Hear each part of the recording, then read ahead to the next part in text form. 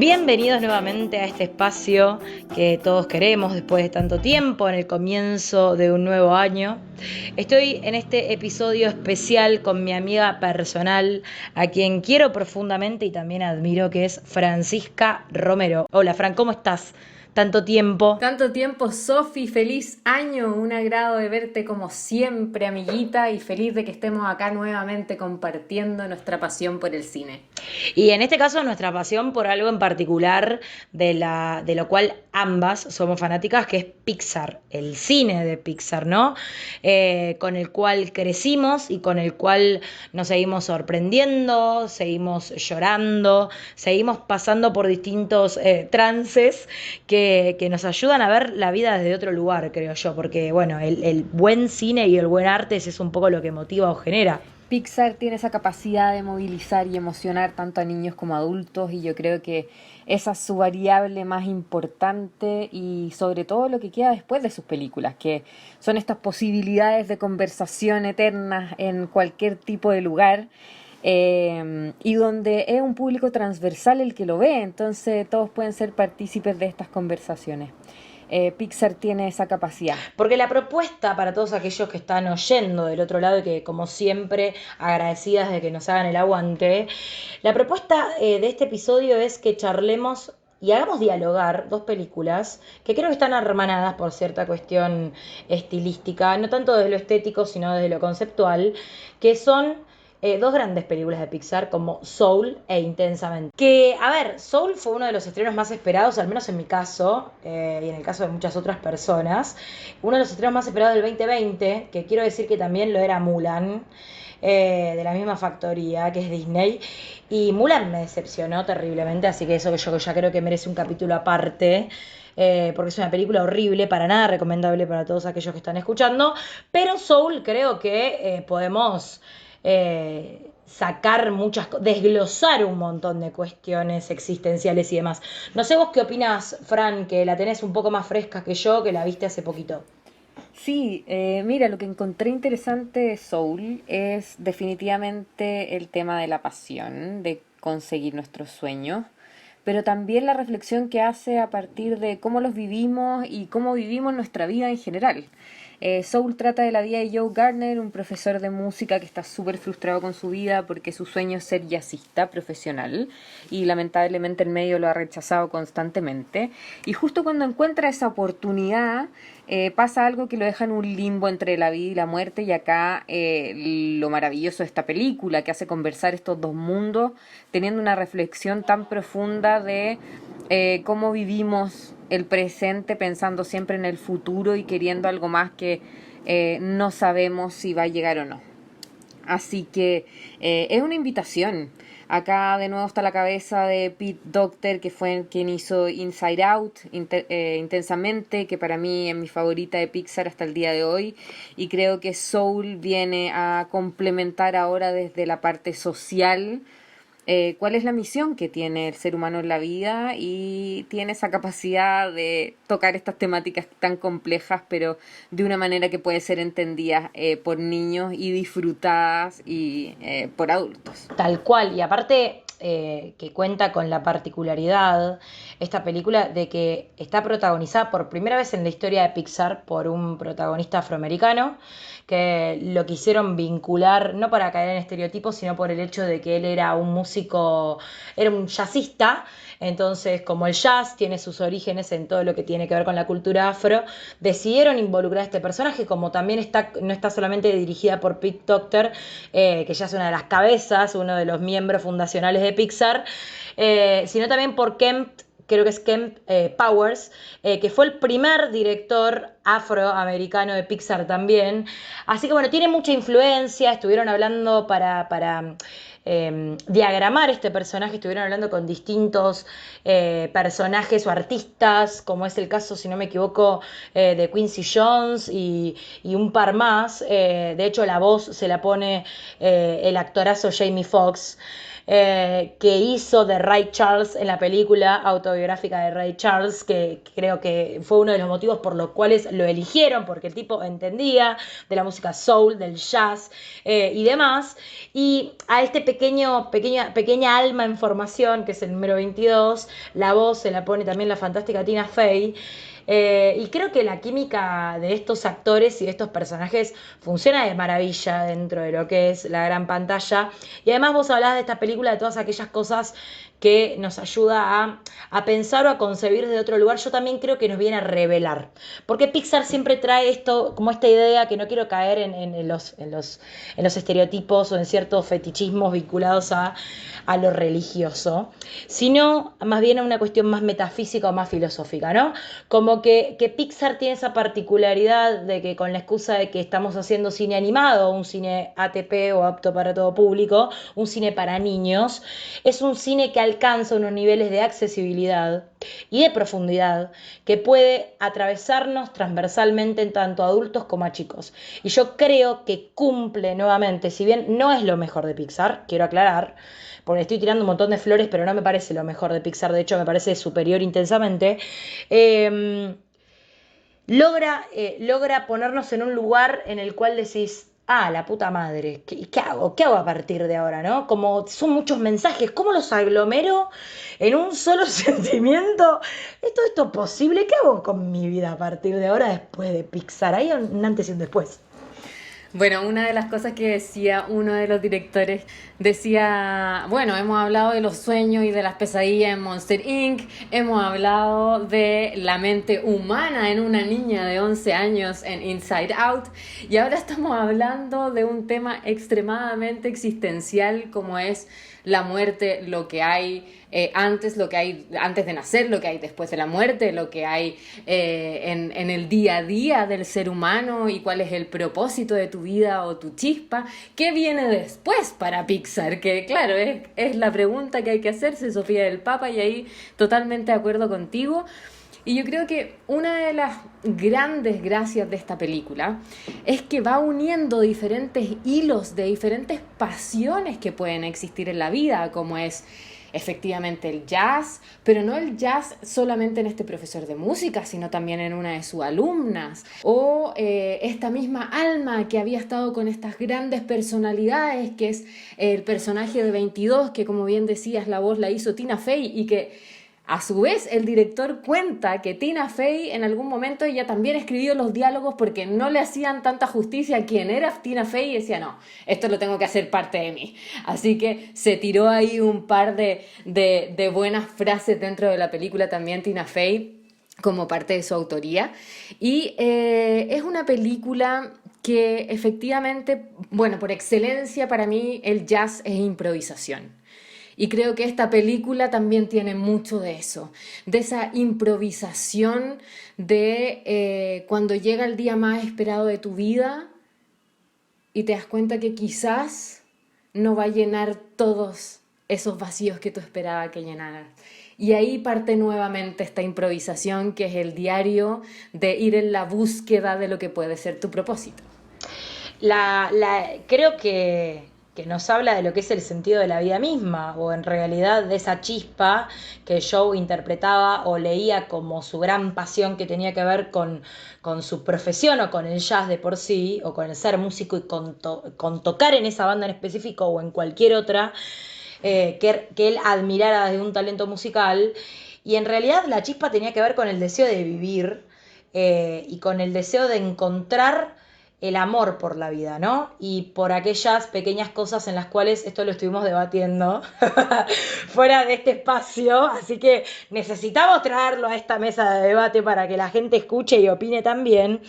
De bueno, en el día a día yo entiendo el mensaje de la película donde está claro que se nos olvidan los pequeños gestos o las pequeñas cuestiones que entran dentro del orden de lo cotidiano o de lo ordinario, ¿no? De lo que por lo general, cuando hablamos de ordinario es algo que nos lleva inmediatamente a un lugar de subestimación. Y decir, bueno, no, pero si esto lo hago todos los días y no es tan importante. Y esto también, por ende, tampoco es tan importante. Si me baño, me levanto, me lavo los dientes, tiene más que ver con el orden de, como más autómata o más rutinario, ¿no? Y Y capaz que todos estos pequeños gestitos también dan cuenta de otras cosas. Y a este show, cuando agarra y en su reflexión final y tiene esta nueva oportunidad para vivir y para darse cuenta de que desperdició gran parte de su vida en ir en la búsqueda de esa supuesta chispa y esa supuesta pasión que iba, como vos bien decías, llenar todos estos aspectos vitales, y propulsarlo a una vida aún mejor, se dio cuenta que en realidad la felicidad radicaba en estas cuestiones más pequeñitas y en el recuerdo con su padre de ver su primer recital de jazz y cuando aprendió a andar en bici y cuando miraba las hojas del árbol caer por un cambio estacionario, y las calles, las fabulosas calles de Nueva York hermosamente retratadas por todo el perfeccionismo técnico de lo que es Pixar de por sí, que creo que película a película va adquiriendo unos niveles de grandeza, que son algo tan digno, tan hermoso de ver, son tan sensoriales las películas de Pixar, que decimos, yo hay veces que siento, no sé si te pasa, que las vuelo, ¿entendés? Que las puedo tocar, que puedo, te juro que me voy a lugares que son increíbles, que creo que ya esto arranca un poco con Ratatouille, ¿no? Que está mucho más atrás, que Ratatouille creo que de la filmografía de Pixar es una de las más elevadas, definitivamente, pero que vos sentís, ¿no? Como en el caso de Ratatouille, vos sentís que podés degustar esos platos al igual que Remy. Y con esto es un poco lo mismo, parece que estás en ese concierto, parece que estás un poco en ese bar, en ese antro, escuchando música yacera y conectándote con las emociones y como también conociendo esa otra dimensión o ese otro espacio tan bien caracterizado, representado por estos genios, que es lo que está más allá, ¿no? Ese lugar donde se forman las almas y con una clara influencia cubista, o más bien yendo puntualmente a lo que es la obra de Picasso, Picasso, porque creo que eso definitivamente. está Sí. clarísimo, esas formas pseudoabstractas en las cuales podemos identificar algo como algo más bien figurativo, pero sigue siendo un concepto más bien abstracto. Porque aparte, vos fíjate que tiene la particularidad de cómo todo esto está recontrapensado por estos genios, ¿no? De que las almas en formación no tienen, o sea, son amorfas, son esféricas, o sea, es como que no tienen mucha más forma que eso. Estoy siendo un poco redundante, pero creo que me entendés a lo que voy. Y en cambio los mentores, como es el caso de Joe, o de los personajes históricos como la Madre Teresa, Lincoln, María Antonieta y demás, ya tienen una forma característica, ¿no? Y formas que son heredadas de su formato original o de su figura dentro de lo que fue su vida en la Tierra. De hecho, los ojos de los mentores es aquello que siguen conservando como rasgo arquetípico de su cuerpo y también de su personalidad, porque nosotros hablamos a través de los ojos, ¿no? Debe ser una de las herramientas corporales más fuertes que tenemos para expresar emociones. Así que no sé vos qué opinás con todo esto, Sí, Fran. totalmente de acuerdo, Sofi. Tocaste dos puntos súper importantes que lo discutieron también la misma gente de Pixar. Uno, que tiene que ver la locación de Nueva York. Porque en un minuto dijeron, ok, Mm. él va a ser jazzista, profe de jazz, llevémoslo a Nueva Orleans. Y dijeron, no, vámonos a Nueva York. Nueva York también es cuna del jazz. También tiene esta mixtura de diferentes raíces musicales que terminan siendo esta improvisación de jazz. Así que hagamos estas calles maravillosas y como dices tú, Pixar se siente, se experimenta, no es algo que tú estés viendo. Si tuviste la suerte de estar en Nueva York, hasta puedes oler esas hojas como otoñales. Y por otro lado, efectivamente, el lugar donde habitan las almas sin nacer, o los que ya pasaron a otra vida, en un principio dijeron, ok, hagámoslo en Grecia. Pero después dijeron, no, porque esto trasciende un lugar.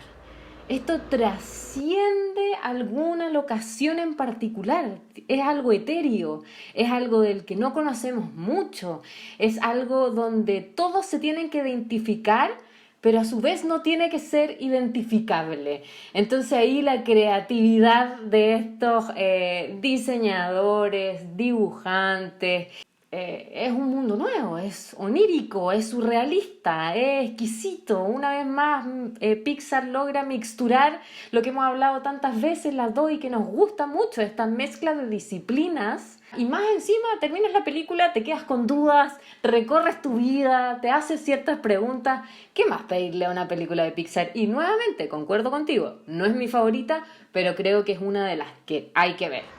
Sí, sí, totalmente de acuerdo, Fran. Y qué hermosa anécdota la que estás compartiendo con nosotros acerca de este espacio que querían que sea Grecia, porque no conocía ese dato y me parece sumamente interesante, ¿no? Porque aparte es en Grecia donde nosotros, desde nuestra concepción de Occidente también, creemos que arranca esta supuesta búsqueda de sentido, ¿no? De quiénes somos, de dónde venimos, hacia dónde vamos.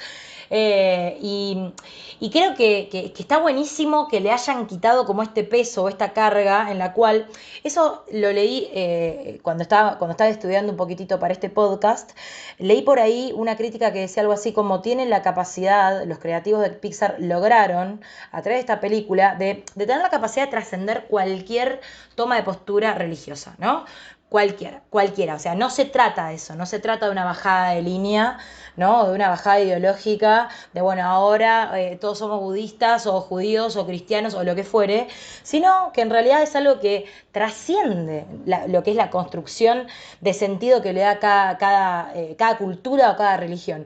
Y creo que eso es algo que es maravilloso porque Pixar es esto lo que tiene, que crea unos universos paralelos y unos universos ficcionales que son preciosos, que por supuesto están totalmente influenciados por nuestra realidad, porque a ver, era lo que decíamos, si uno conoce más o menos de arte y conoce la obra pictórica de Picasso, pictórica, escultórica y demás, o las obras de distintos artistas cubistas, nos damos cuenta de que esta película está profundamente atravesada e influenciada por esta vanguardia artística, pero que al mismo tiempo resignificaron o tomaron estos elementos para hacer un universo aparte, ¿no? El universo del más allá, por así decirlo, que en realidad es un más allá relativo, porque es un poco un más acá también, porque es una instancia previa de formación, o sea, es una instancia formativa, una instancia más bien pedagógica, como también pensar en estas alternativas, como hablábamos hoy, de que por qué los mentores tienen forma, mientras que las almas que se están forjando todavía no tienen forma de nada y están buscando en ese salón del todo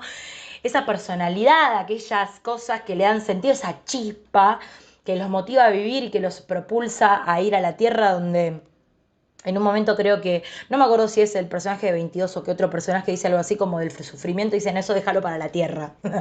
Porque, claro, en la tierra viene todo lo demás, que no todo claramente es color de rosa, ¿no? Y sobre todo para un Joe Gardner que ya creo que no es una cuestión aleatoria que sea un hombre de mediana edad, es un hombre ya bastante crecido, no es un adolescente o una preadolescente como Riley, que tenemos que hablar a continuación, donde está también en otra instancia más formativa, sino que ya tiene otro recorrido, tiene otro devenir, y creo que está un poco más perdido, como decepcionado de que no hace las cosas que él cree que quiere hacer, aquellas cosas que cree que lo definen, que siente que las clases también, porque él es un profesor, digo, más allá de ser músico, es profesor también, y no tiene como, no toma en cuenta todo el valor de que una clase quizás de, no sé, 20 pibes no le dan bola, pero hay una a la que le tocó el corazón y la ayudó a desglosar esta pasión y a darle cauce. Y ya eso es un montón. Una persona es un montón y incentivar eso en un otro es un montón. Y yo no lo podía ver porque estaba ciego, porque necesitaba ir en búsqueda de aquel ideal que una vez que lo alcanza tampoco es suficiente. Entonces, me parece que esa visión tan realista de lo que es la existencia en sí, está muy bien retratada. Si bien tiene un final, como hablábamos hoy, un poco más adulcorado, quizás que en Intensamente, ¿no? Como es demasiado, no sé si New Age o esperanzador, de bueno, fijémonos en las hojas que caen y seamos felices con estos pequeños gestos cotidianos. También la realidad nos pega de lleno en la cara, ¿no? En más de una oportunidad y no podemos estar todos los días midiendo estas cuestiones, porque son las cuestiones que pasan al área de la memoria a largo plazo, como en Intensamente, o sea, está claro que estaría en nuestra memoria a largo plazo todo eso. Sí, directo a la memoria a largo plazo. Sí, directo, directo.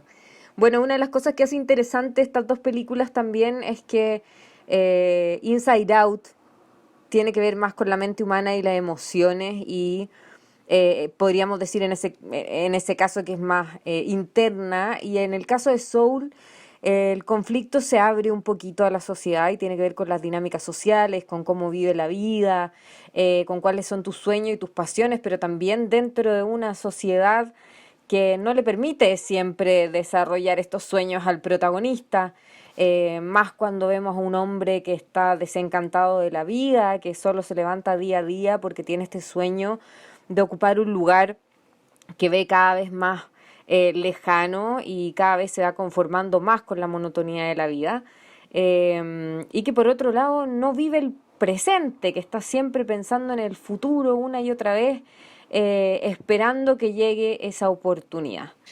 Y que en esta segunda oportunidad que le da la vida, empieza a darse cuenta que muchas veces pasó por alto cosas que no tenía idea, como por ejemplo una simple conversación con el barbero, con el peluquero, diríamos nosotros, como... y que tú te das cuenta que no conociste a una persona porque no le diste el espacio para conocer a esa persona. Y que con dos preguntas ya la relación que quizás tuvieron durante mucho tiempo puede dar un paso más allá. Pero no te diste el tiempo porque estabas dentro de este paréntesis que es la cotidianidad y que al final muchas veces te va...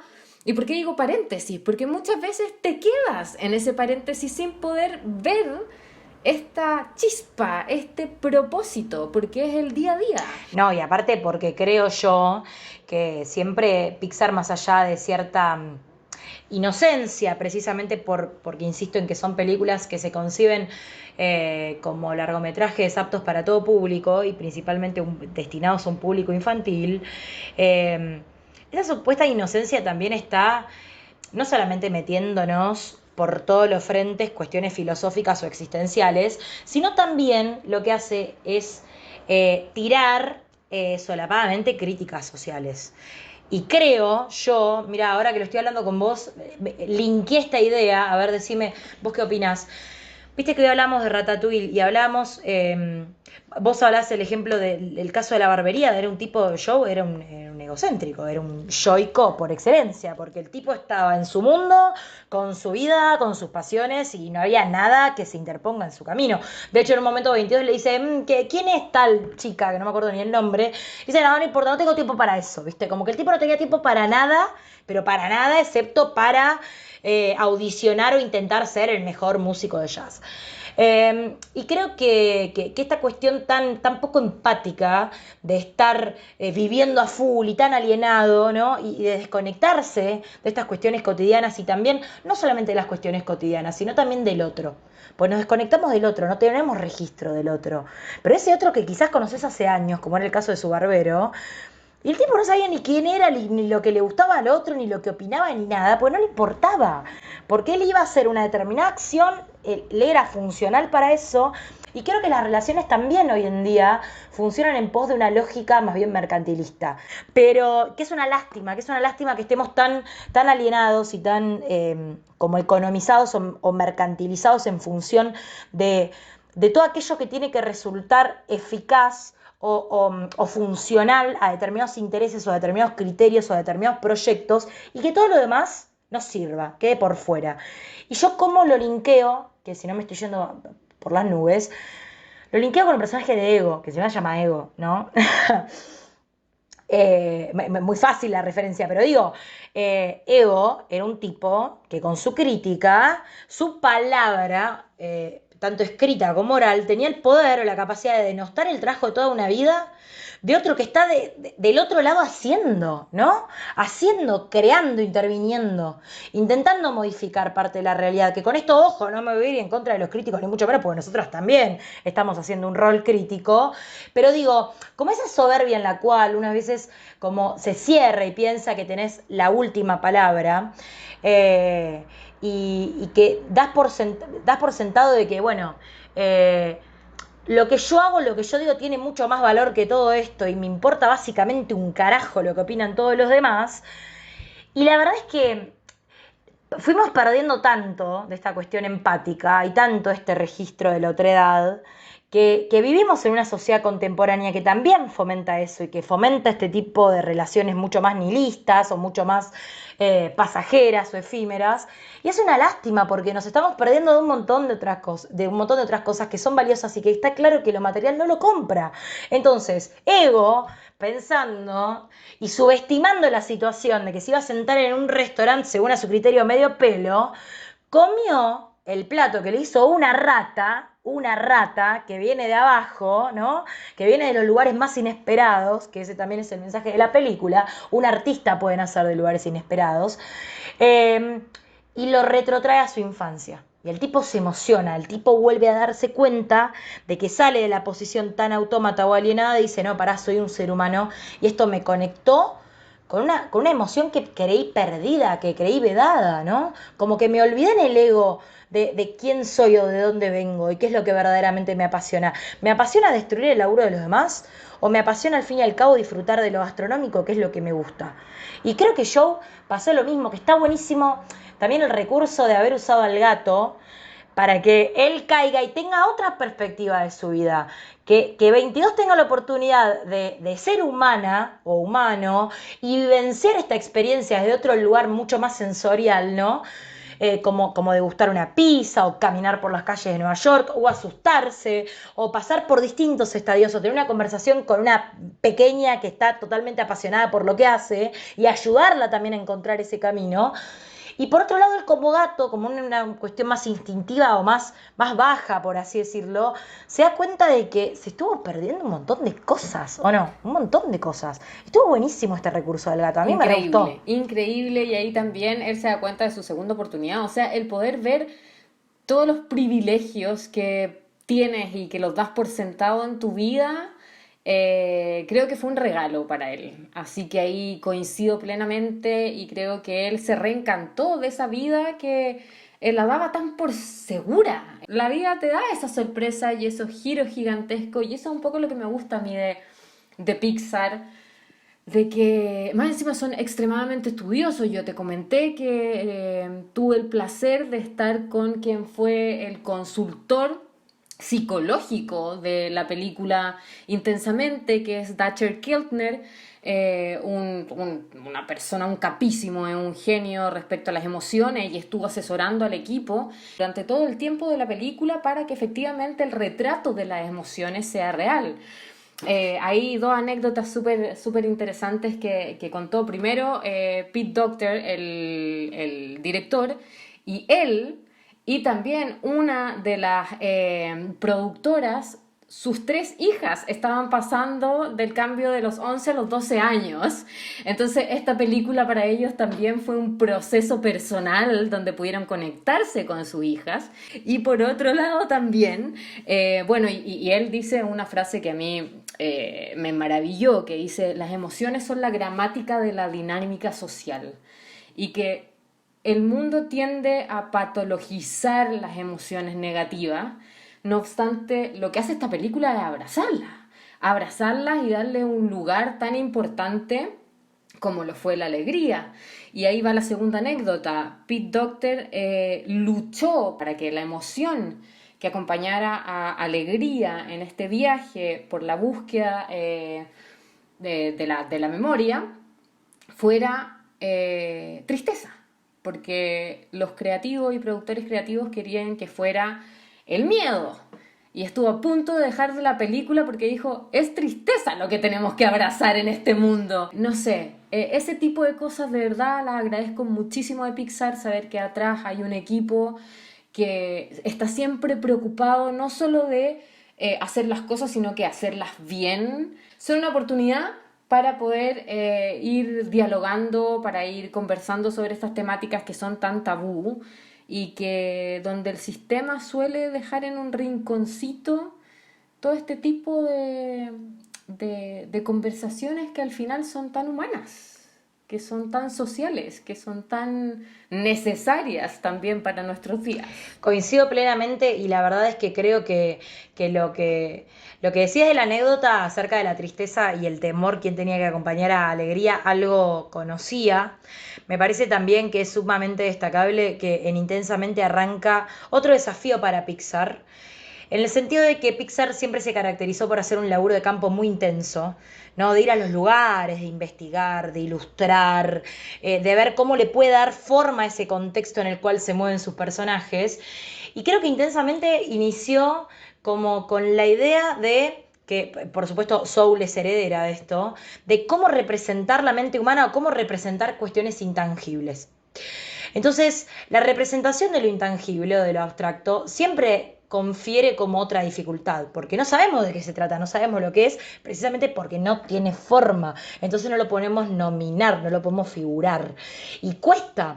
Entonces, creo que acá es donde capaz que choca a la audiencia más chica, porque yo tengo el recuerdo de haber ido a ver esta película maravillosa con mi hermana y con una amiguita. Mi hermana en la actualidad tiene 12 años, en ese momento estamos hablando del 2015 que se estrena, bueno, mi hermana tenía la mitad de la edad que tiene ahora, y para unas nenas de 6 años era como que había cuestiones que quizás hasta se les escapaban y se aburrían o no podían terminar de entender, porque es una película intensamente, yo creo que de toda la franquicia de Pixar, yo creo que es la más compleja, me parece que es la más compleja si me pongo a pensarlo, pero por lejos.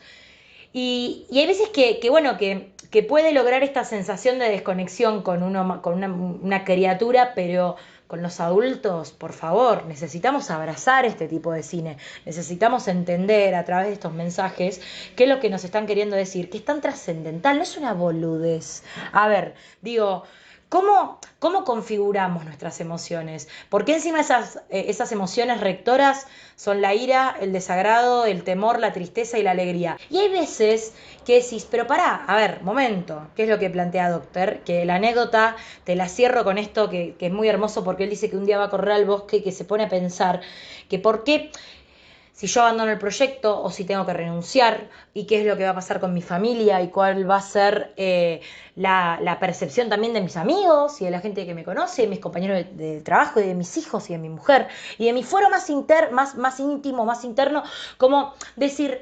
¿qué hago yo a partir de esto? Y le dio tanta angustia, todos los supuestos o todos los escenarios que se armó en la cabeza, que dijo, no, pará, claro, yo estoy definiendo y estoy decidiendo a partir de esta angustia.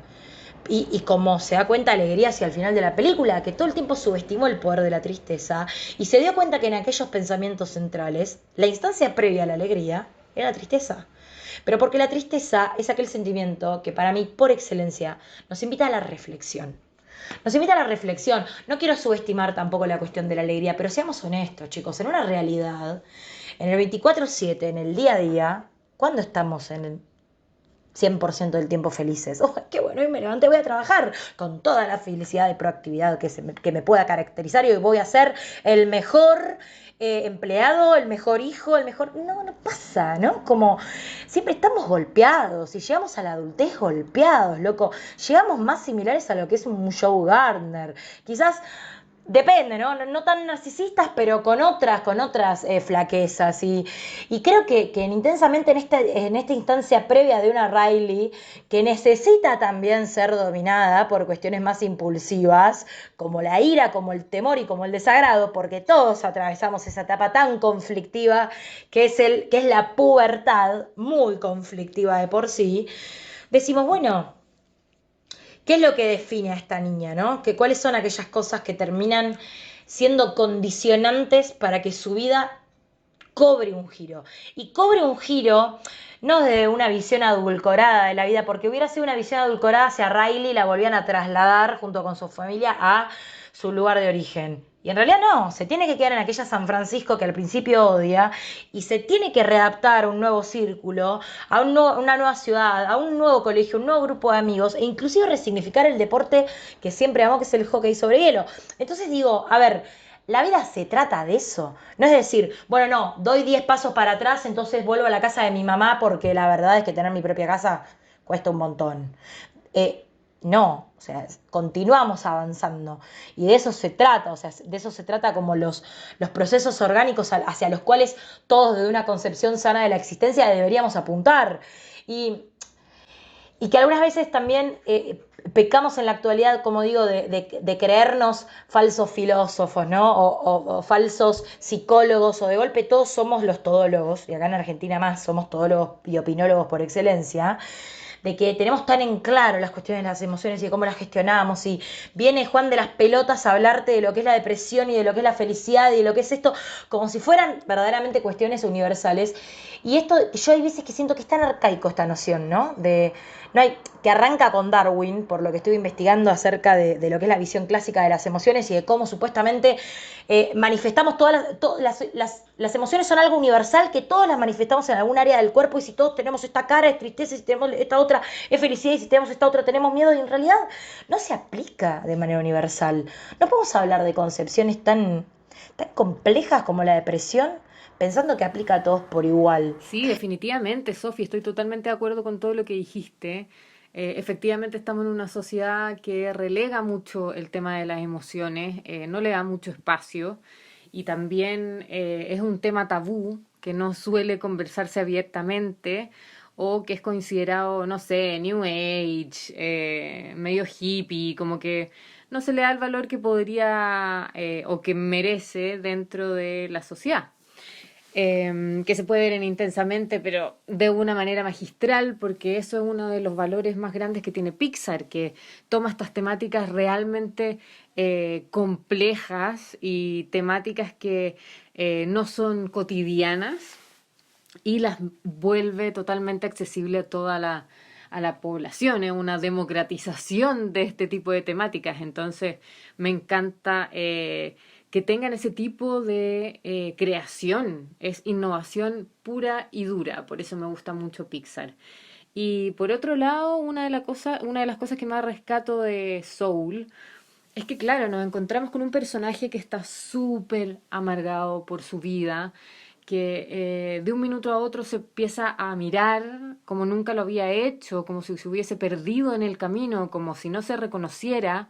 Una persona que no vive el presente porque siempre está soñando en lo que no puede tener y se pierde de lo que tiene a su alrededor. Entonces, por eso es tan bonito también esta relación simbiótica entre 22 y él, donde él comienza a ver cómo ella está disfrutando, pero él también empieza a despertar todo este tipo de sensibilidades y cosas sensoriales que lo hacen no solo recordar lo que significa estar en la tierra con su cuerpo de humano, sino que también de todo lo que ha perdido en el camino por no sentarse y comerse una rica pizza, por no estar viendo cómo caen las hojas en el otoño. Entonces también es una oportunidad de reconexión y es una oportunidad también de disfrutar este lenguaje animado que saca cosas tan bonitas como el sentarse a observarse a uno mismo y la poca capacidad que tenemos de poder llegar a disfrutar lo que estamos haciendo en el momento. No, pero coincido en un 100%. Aparte a mí siempre me gusta mucho hablar de cine, porque el cine, por supuesto, es como para Joe Gardner era el jazz, para mí es el cine. Así que yo tengo mi pasión definida, creo que desde que tengo uso de razón. Y la verdad es que Pixar, Pixar también nos invita a todo esto, ¿no? Todo este debate inmenso e inabarcable que se dio acerca de dos grandes películas, porque aparte yo creo que no es algo menor la cuestión de cómo saber representar o darle forma a cuestiones tan abstractas, ¿no? Vuelvo a saber esta idea.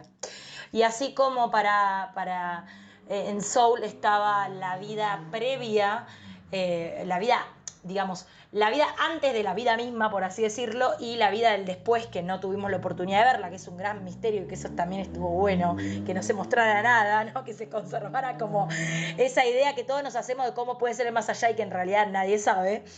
Pero vos fíjate cómo se concibe o cómo se construye a través de lo que es la mente de Riley. Y de cómo también la cuestión avasallante de alegría y de su visión un poco sesgada de lo que era la vida de Riley en sí misma, le hacía creer que esos pensamientos centrales eran aquellos, sin lugar a dudas, eran los que forjaban las islas, las famosas islas de pensamiento de ella, como las bobadas, la familia, los amigos y demás, y pensaba que si esas islas se caían, se caía la vida misma de Riley. Y en realidad, como el mensaje de todo esto es que es un proceso, porque si al final de la película vemos que esas islas se reconstruyen desde otro lugar, se resignifican desde otro lugar.